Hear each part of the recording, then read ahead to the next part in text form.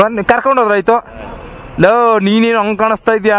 Low ಭರತು, ಆಫ್ರಿಕಾದಿಂದ ನಡ್ಕೊಂಡೇ ಬಂದ್ಬಿಟ್ಟಿಯೇನೋ. ಯಾವ್ದೋ pant ಇದು?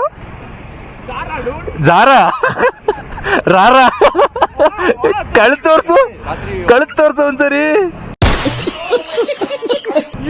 ನೀನು ದೂರದಲ್ಲೇ ಮಾತಾಡು, ಹತ್ರಕ್ ಬರ್ಬೇಡ.